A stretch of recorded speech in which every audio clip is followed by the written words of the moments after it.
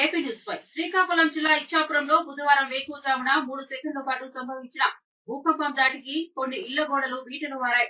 వేకువజామున భూకంపం రావడంతో సామాగ్రి కింద పడిపోయిన పరిస్థితి నెలకొంది. కాగా 2022లో కూడా ఇదే మాదిరిగా భూమి కంపించిందని స్థానికులు అంటున్నారు. ఘటనపై ఇచ్చాపురం రెవెన్యూ అధికారులు పరిశీలన చేస్తున్నారు. భూకంపంతో ఇచ్చాపురం వాసులు హడలిపోతున్నారు.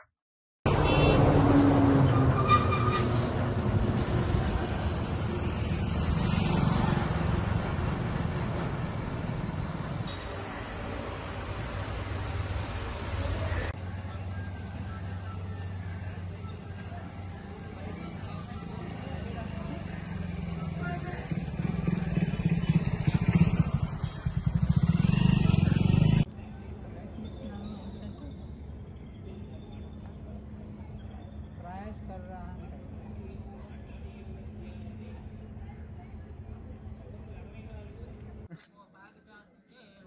है। రత్తకన గ్రామం అది 2022 జనవరిలో కూడా సేమ్ ఇలాగే జరిగింది భూకంపం. అప్పుడు చాలా విపరీతమైన సౌండ్తో వచ్చింది. ఇది ఎందుకు వస్తుంది అనేది ప్రభుత్వం కనుక్కోలేకపోతుంది. ప్రజలు భయంతో ఉక్కిరిబిక్కిరైపోతున్నారు. దయచేసి ప్రభుత్వం దీనికి కనుక్కొని పరిష్కారం చేయాలని మనవిస్తున్నాను.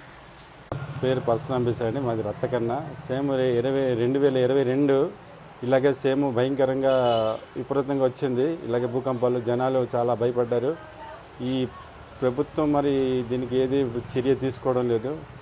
దయచేసి ఈ ప్రభుత్వం ఎలాగైనా దీనికి చర్య తీసుకొని జనాలకి భయపెట్టకుండా చూడాలని నా ప్రార్థన అండి.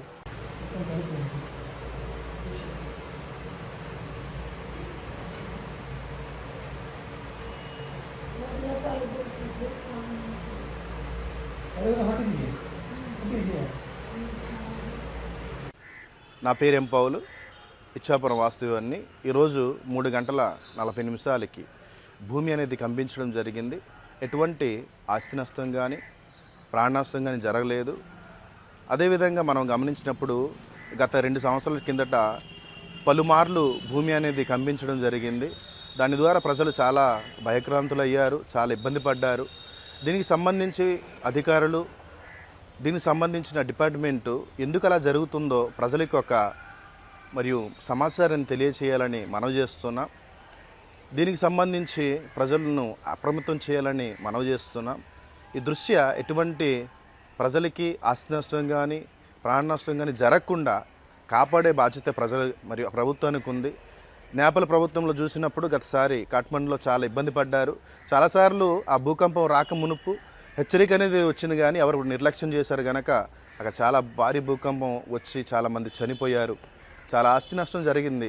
అటువంటి విధంగా ఇక్కడ మన భారతదేశంలో కానీ ఆంధ్ర రాష్ట్రంలో కానీ శ్రీకాకుళం జిల్లాలో కానీ రాకుండా ఉండాలంటే దీనికి సంబంధించిన మరి అధికారులు దీన్ని ఎందుకు వస్తుంది, ఆ విధంగా ఎందుకు కంపింపబడుతుంది, రాబోయే రోజులు ఎటువంటి ఇబ్బంది ఉందా, లేకపోతే ఎందుకు జరుగుతుందని ప్రజలకి తెలియజేయవలసిందిగా కోరుచున్నాం.